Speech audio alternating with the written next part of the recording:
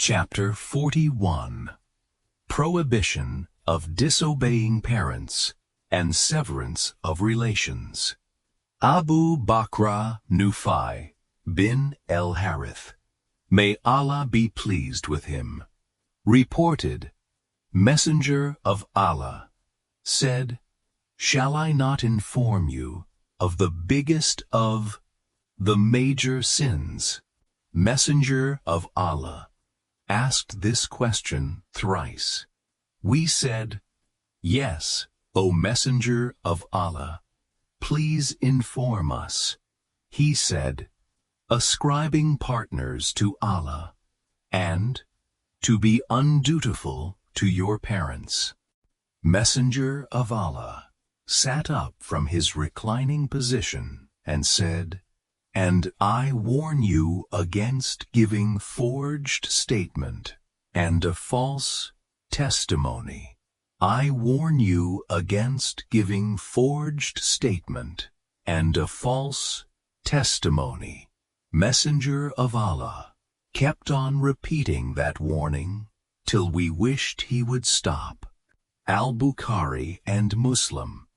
Abdullah bin Amr bin al-As, may Allah be pleased with them, reported, the Prophet said, "Of the major sins are to ascribe partners to Allah, disobey parents, murder someone, and to take a false oath intentionally." Al-Bukhari. Abdullah bin Amr bin al-As, may Allah be pleased with them, reported, Messenger of Allah said, "It is one of the gravest sins to abuse one's parents." It was asked by the people, "O Messenger of Allah, can a man abuse his own parents?" Messenger of Allah said, "He abuses the father of somebody who, in return, abuses the former's father. He then abuses the mother of somebody who, in return, abuses his mother." Al-Bukhari and Muslim. Another narration is, Messenger of Allah said, "One of the major sins is to curse one's parents." It was submitted, "O Messenger of Allah, how can a man curse his own parents?" He said, "When someone curses the parents of another man, who in return abuses the former's father, and when someone abuses the mother of another man, who in return abuses his mother." Abu Muhammad Jubair bin Mut'im, may Allah be pleased with him, reported, Messenger of Allah said, "The person who severs the bond of kinship will not enter Jannah." Al-Bukhari and Muslim. Abu Isa al-Mughira bin Shuba, may Allah be pleased with him, reported, the Prophet said, "Allah has forbidden you disobedience to your mothers, to withhold what you should give, or demand what you do not deserve, and to bury your daughters alive. And Allah dislikes idle talk, to ask too many questions, for things which will be of no benefit to one, and to waste your wealth." Al-Bukhari and Muslim. Chapter 42. Excellence in doing good to the friends of parents and other relatives. Abdullah bin Umar, may Allah be pleased with them, reported, the Prophet said, "The finest act of goodness is that a person should treat kindly the loved ones of his father." Abdullah bin Dinar reported, Abdullah bin Umar, may Allah be pleased with them, met a Bedouin on his way to Makkah. He greeted him, offered him to mount the donkey he was riding, and gave him the turban he was wearing on his head. Ibn Dinar said to him, "May Allah make you pious. Bedouins can be satisfied with anything you give them, i.e., what you have given the Bedouin is too much." Upon this, Abdullah bin Umar said, "The father of this man was one of Umar's friends, whom he loved best, and I heard Messenger of Allah saying, the finest act of goodness is the good treatment of someone whom one's father loves." Another narration goes, when Abdullah bin Umar, may Allah be pleased with them, set out to Makkah, he kept a donkey with him to ride when he would get tired from the riding of the camel, and had a turban which he tied round his head. One day, as he was riding the donkey, a Bedouin happened to pass by him.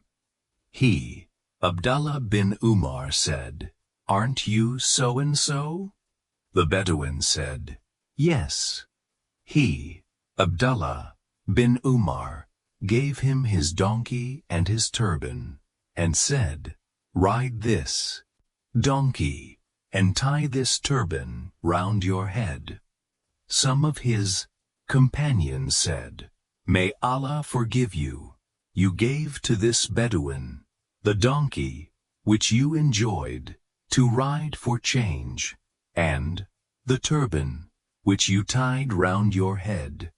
Abdullah bin Umar said, "I heard Messenger of Allah saying, the finest act of goodness is the kind treatment of a person to the loved ones of his father after his death. And the father of this person was a friend of Umar, may Allah be pleased with him." Muslim.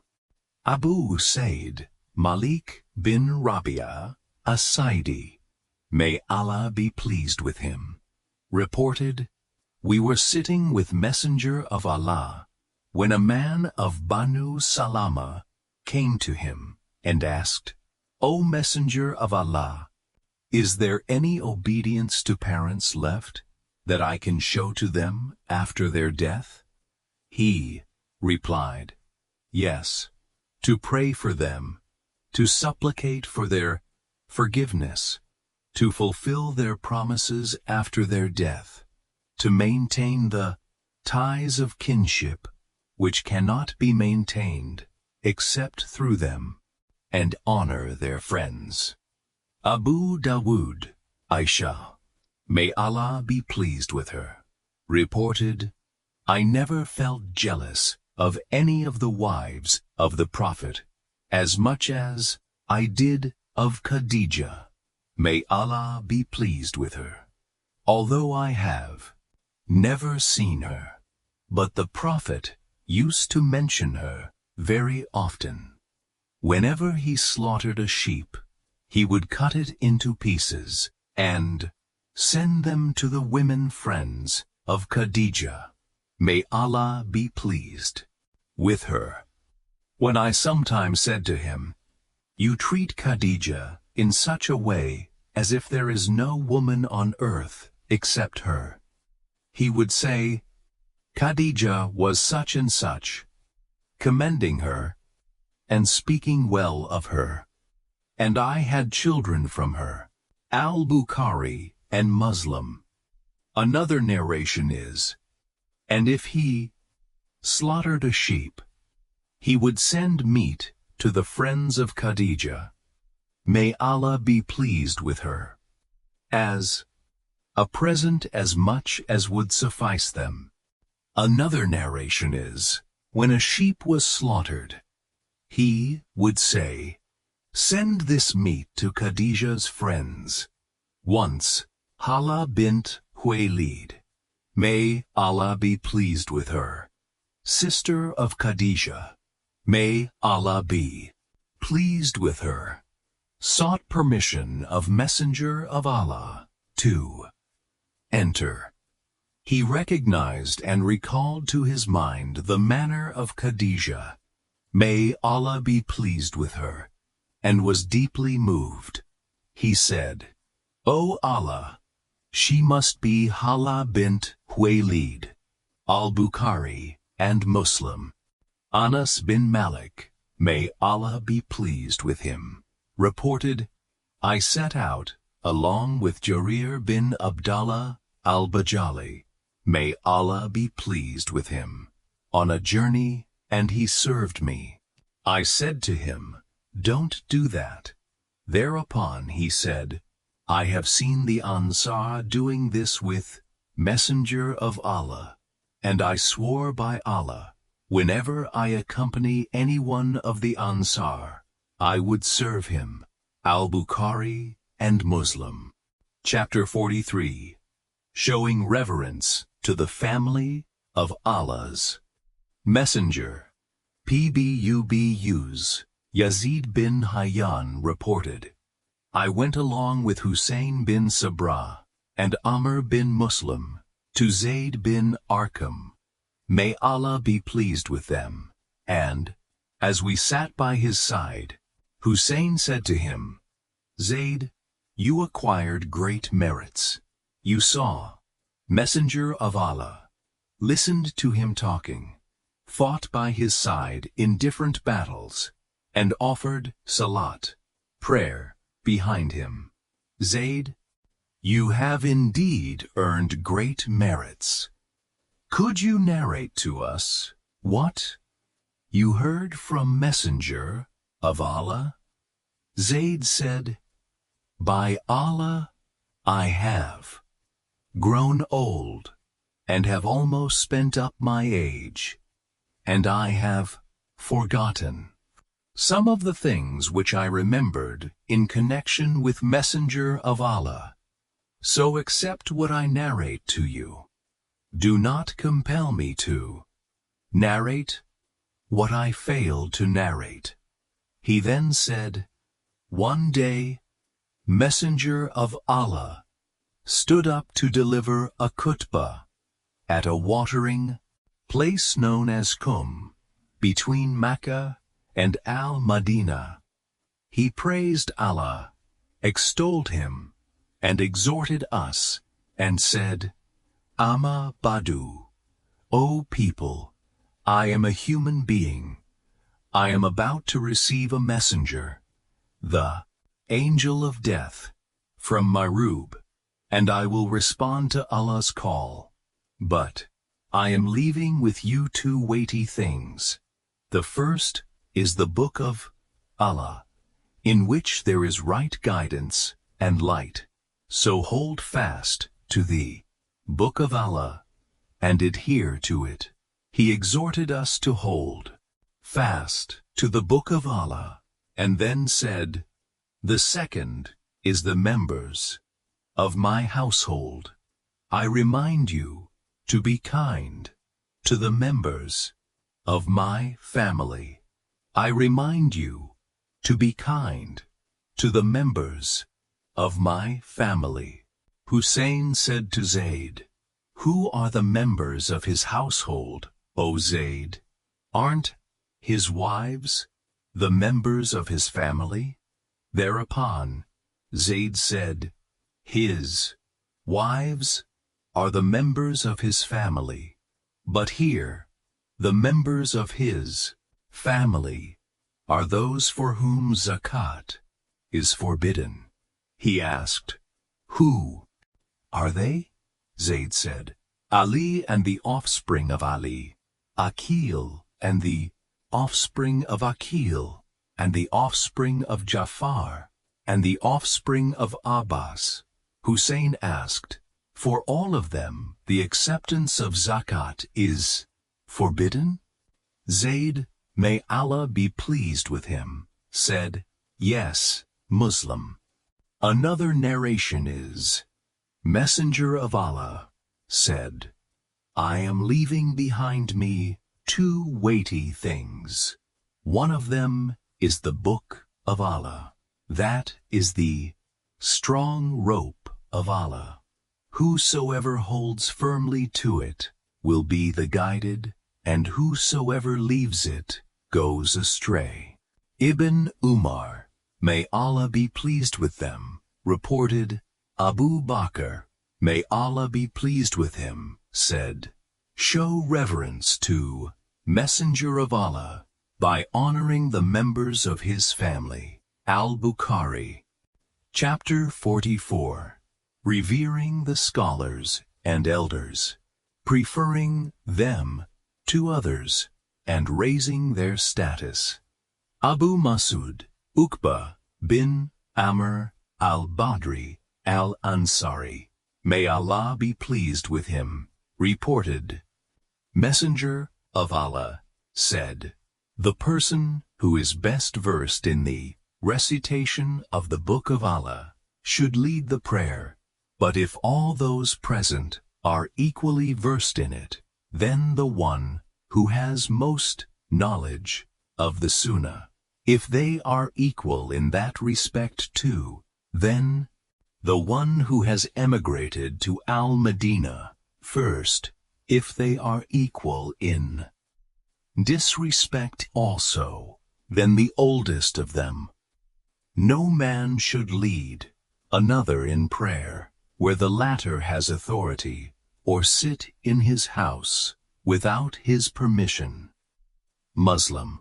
In another narration, in Muslim, Messenger of Allah said, one who is senior most in accepting Islam should lead the Salat, prayer. Yet another narration is, Messenger of Allah said, a man who is well versed in the Book of Allah and can recite it better should lead the Salat, prayer. If all those present are equal in this respect, then the man who is senior most in respect of emigration, if they are equal in that respect too, then the oldest of them should lead the prayer. Muslim. Abu Masud al-Ansari, may Allah be pleased with him, reported, Messenger of Allah would place his hands upon our shoulders when we would form rows for a salat, the prayer, and say, stand in straight rows, and do not differ among yourselves, or else your hearts will differ due to disaccord. Let those be nearest to me who are mature and endowed with understanding of the religion, then those who are nearest to them in these respects, and then those who are nearest to them. Muslim. Abdullah bin Masud, may Allah be pleased with him, reported, Messenger of Allah said, let those be nearest to me in Salat, prayer, who are mature and possess religious knowledge, then those who are nearest to them in these respects. He repeated this 3 times, and then added, beware of indulging in the loose talks of the markets when you are in the mosque. Muslim. Sal bin Abu Hathma al-Ansari, may Allah be pleased with him, reported, Abdullah bin Sal and Muhayyisa bin Masud, may Allah be pleased with them, went to Khaybar during the period of the truce after its conquest, and they separated to perform their duties. When Muhayyisa returned to Abdullah bin Sal, he found him murdered, drenched in his blood, so he buried him and returned to Al-Madinah. Then Abdur Rahman bin Sal, Huwaisa, and Muhayyisa, the 2 sons of Masud, went to Messenger of Allah and spoke about the case of their murdered friend. Abdurrahman, who was the youngest of them all, started talking. Messenger of Allah, salam, said, "Let those older than you speak first." So he stopped talking, and the other two spoke about the case of their murdered friend. Messenger of Allah said, "Will you take an oath whereby you will have the right to receive the blood money of your murdered man?" And mentioned the rest of the hadith. Al-Bukhari and Muslim Jabir, may Allah be pleased with him, reported, after the battle of Uhud, the Prophet arranged the burial of two of the martyrs in one grave. In each case, he would ask, which one of them had learnt more Quran by heart. Whichever was thus pointed out to him was placed by him first in the Lahad al-Bukhari.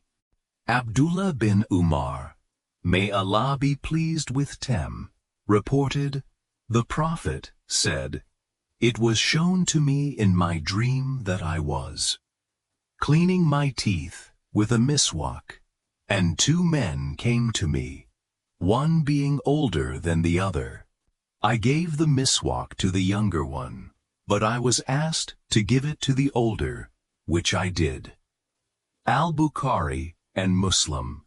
Abu Musa, may Allah be pleased with him, reported, Messenger of Allah said, "It is out of reverence to Allah, in respecting an aged Muslim, and the one who commits the Quran to memory, and does not exaggerate pronouncing its letters, nor forgets it after memorizing, and to respect the just ruler." Abu Dawud, who classified it as Hadith Hasan. Amr bin Shu'aib, may Allah be pleased with him, on the authority of his father, who heard it from his father, reported, Messenger of Allah said, "He is not one of us who shows no mercy to younger ones, and does not acknowledge the honor due to our elders." At-Tirmidhi and Abu Dawud, who both classified it as Hadith Sahih. Maymun bin Abu Shabib, may Allah had mercy upon him, reported, a beggar asked Aisha, may Allah be pleased with her, for charity, and she gave him a piece of bread. Thereafter, one well-dressed person asked her for charity, and she invited him to sit down and served him food. When she was asked about the reason for the difference in treatment, she said, Messenger of Allah instructed us treat people according to their status. Abu Dawud. Ibn Abbas, may Allah be pleased with them, reported, Uyayna bin Hisn came to Al-Madinah and stayed with his nephew, Al-Hura bin Qais, who was among those who were close to Umar, may Allah be pleased with him, and had access to his counsel. The scholarly persons, whether they were old or young, had the privilege of joining his counsel, and he used to consult them. Uyayna said to Al-Hura, my dear nephew, you have an access to the leader of the believers. Will you obtain permission for me to sit with him? Al-Hur asked Umar, and he accorded permission. When Uyayna came into the presence of Umar, he addressed him thus, O son of Al-Hattab, you neither bestow much on us, nor deal with us justly. Umar, may Allah be pleased with him, got angry and was about to beat him, when Al-Hur said, O leader of the believers, Allah has said to his Prophet, show forgiveness, enjoin what is good, and turn away from the foolish, i.e., don't punish them, i.e., uyena. By Jushitu. This is one of the ignorant ones. By Allah, when Al-Hur recited this, Umar became quite motionless in his seat. He always adhered strictly to the Book of Allah. Al-Bukhari, Abu Sa'id, Samwara bin Jundub, may Allah be pleased with him, reported, I was a boy during the lifetime of Messenger of Allah, and used to commit to my memory what he said, but I do not narrate what I preserved, because there were among us people who were older than me. Al-Bukhari and Muslim. Anas bin Malik, may Allah be pleased with him, reported, Messenger of Allah said, if a young man honors an older person on account of his age, Allah appoints someone to show reverence to him in his old age. At-Tirmidhi, who classified it as Hadith Garib. Chapter 45. Visiting the pious persons, loving them, and adoption of their company. Anas bin Malik, may Allah be pleased with him, reported, after the death of Messenger of Allah, Abu Bakr, may Allah be pleased with him, said to Umar, may Allah be pleased with him, let us visit Ayman, may Allah be pleased with her, as Messenger of Allah used to visit her. As we came to her, she wept. They, Abu Bakr and Umar, may Allah be pleased with him, said to her, what makes you weep? Do you not know that what Allah has in store for his messenger is better than this worldly life? She said, I weep not because I am ignorant of the fact that what is in store for Messenger of Allah in the hereafter is better than this world, but I weep because the revelation has ceased to come. This moved both of them to tears, and they began to weep along with her. Muslim. Abu Hurairah, may Allah be pleased with him, reported, the Prophet said, a man set out to visit a brother in faith in another town, and Allah sent an angel on his way. When the man met the angel, the latter asked him, where do you intend to go? He said, I intend to visit my brother in this town. The angel said, have you done any favor to him? He said, no, I have no desire except to visit him because I love him, for the sake of Allah, the exalted and glorious. Thereupon the angel said, I am a messenger to you from Allah, to inform you that Allah loves you as you love him, for his sake. Muslim.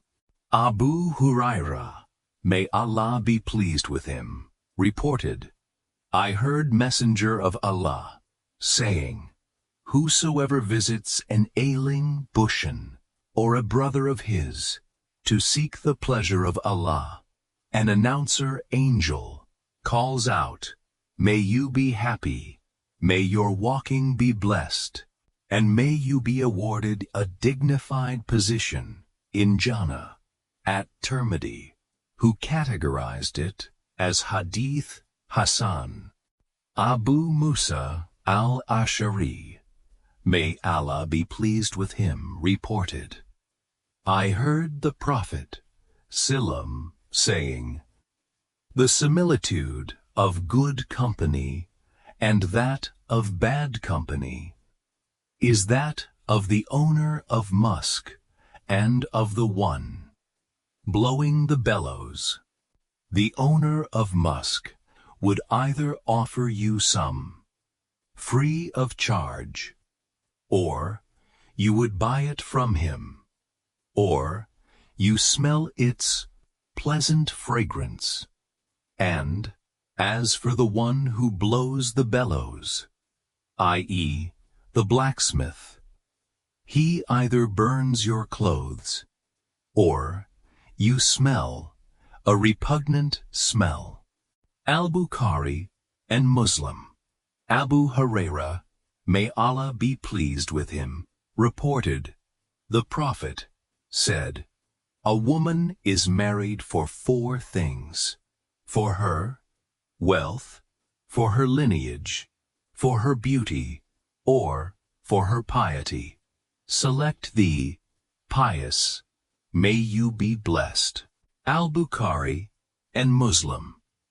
Ibn Abbas, may Allah be pleased with them, reported, the Prophet said to Gabriel, what prevents you from visiting us more frequently? Thereupon was revealed the ayah, the angels say, and we angels descend not, except by the command of your Rabb. To him belongs what is before us, and what is behind us, and what is between those two. Shizdodian Lusisifan, Al-Bukhari. Abu Sa'id al-Hudri, may Allah be pleased with him, reported, the Prophet said, keep only a believer for a companion, and let only a pious eat your food. At-Tirmidhi and Abu Dawud. Abu Huraira, may Allah be pleased with him, reported, I heard the Prophet saying, man follows his friend's religion. You should be careful who you take for friends. Abu Dawud and At-Tirmidhi, who classified it as Hadith Hasan. Abu Musa al-Ash'ari, may Allah be pleased with him, reported, the Prophet said, a person will be summoned with the one whom he loves. Al-Bukhari and Muslim. Another narration is, the Prophet was asked, what about a person who loves a people but cannot be with them, i.e., either he cannot attain their lofty position of righteousness, or that he has not met with them in this life? He replied, a person will be in the company of those whom he loves. Anas bin Malik, may Allah be pleased with him, reported, a Bedouin came to Messenger of Allah, and said to him, when will be the hour, i.e., the day of resurrection? He, the Prophet, said, what preparation have you made for it? He said, only the love of Allah and his messenger. Then, Messenger of Allah said, you will be with those whom you love. Al-Bukhari and Muslim. The narration in Muslim is, the man replied, I have made no significant preparation with regard to salat, prayer, psalm, fasting, and sadaqah, charity, but I love Allah and his messenger. Ibn Mas'ud, may Allah be pleased with him, reported, a man came to Messenger of Allah and said, O Messenger of Allah, what do you think of a man who loves some people but does not go any nearer to their position? He replied, a man will be with those whom he loves. Al-Bukhari and Muslim. Abu Huraira, may Allah be pleased with him, reported, I heard Messenger of Allah saying, people are like gold and silver. Those who were best in Jahiliyah pre-Islamic period of ignorance, are best in Islam if they have religious understanding, and the souls are like recruited soldiers. They get mixed up with those similar with them in qualities, and oppose and drift away from those who do not share their qualities. Muslim Usair bin Amma ibn Jabir reported, when delegations from Yemen came to the help of the Muslim army at the time of jihad, Umar, may Allah be pleased with him, would ask them, "Is there Uwais bin Amir amongst you?" He continued, searching him until he met Uwais, may Allah be pleased with him. He said, "Are you Uwais bin Amir?" He said, "Yes." Umar asked, "Are you from the Quran branch of the tribe of Murad?" He said, "Yes." He, Umar, may Allah be pleased with him, again said, "Did you suffer from leukoderma, and then you were cured from it, but for the space of a dirham?" He said, "Yes." He, Umar, may Allah be pleased with him, said, "Is your mother still alive?" He said, "Yes." He, Umar, may Allah be pleased with him, said, "I heard Messenger of Allah saying, there would come to you Uwais bin Amir with the reinforcement from the people of Yemen. He would be from Quran, the branch of Murad. He had been suffering from leukoderma, from which he was cured, but for a spot of a dirham. He has a mother, to whom he is very dutiful. If he were to take an oath in the name of Allah, Allah would fulfill his oath.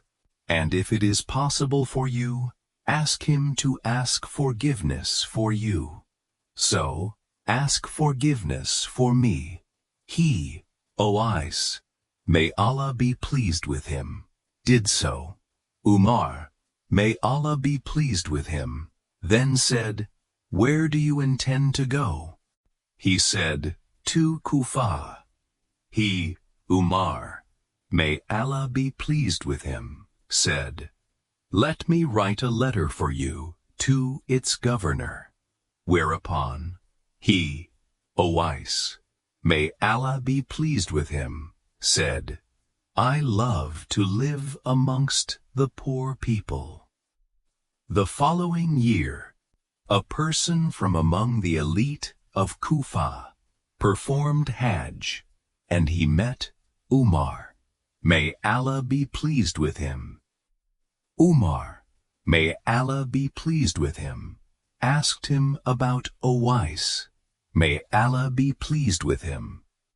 He said, "I left him in a state with meager means of sustenance in a decayed house."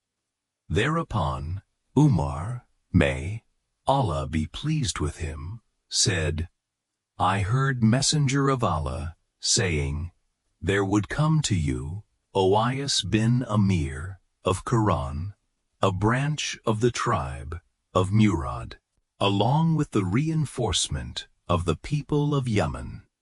He had been suffering from leukoderma, which would have been cured but for the space of a dirham. He has a mother to whom he is very dutiful. Were he to swear, trusting Allah, for something, Allah would fulfill his oath. If you can ask him to pray for forgiveness for you, do so." This man went to Uwais, may Allah be pleased with him, and asked him to pray for forgiveness for him. Uwais, may Allah be pleased with him, said to him, "You have just returned from a blessed journey. It is you who should pray for forgiveness for me." "And did you meet Umar?" The man said, "Yes, O Ais, may Allah be pleased with him," then prayed for forgiveness. For him, people became aware of the high status of Ais, may Allah be pleased with him, and he set out following his course. Muslim. Another narration is, a delegation from Kufa came to Umar, may Allah be pleased with him. Among them was one who used to make fun of Ais, may Allah be pleased with him. Umar, may Allah be pleased with him, inquired, "Is there anyone among you who is from Quran?" So this man stepped forward. Then Umar, may Allah be pleased with him, said, "I heard Messenger of Allah saying, a man will come to you from Yemen named Owais. He will have left in the Yemen only his mother. He was suffering from leukoderma and prayed to Allah to be cured of it. So he was cured, except for a space of the size of a dinar or a dirham. Whoever of you should meet him should ask him to pray for forgiveness for him."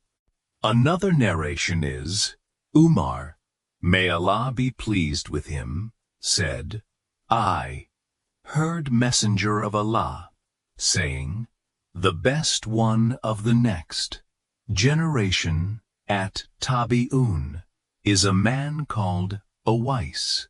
He will have a mother, and he will be suffering from leukoderma. Go to him and ask him to pray for forgiveness for you." Muslim. Umar bin al-Khattab, may Allah be pleased with him, reported, "I sought permission of the Prophet to perform Umrah. He granted me leave and said, 'Dear brother, do not forget us in your supplications.'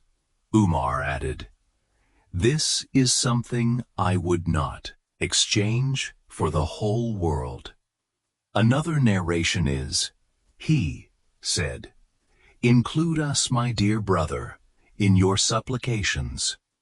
Abu Dawud and at-Tirmidhi, who categorized the hadith as Hasan Sahih, Ibn Umar, may Allah be pleased with them, reported, the Prophet used to visit Kuba, either mounted or on foot, and would offer 2 rak'ah prayer in the mosque there. Al-Bukhari and Muslim.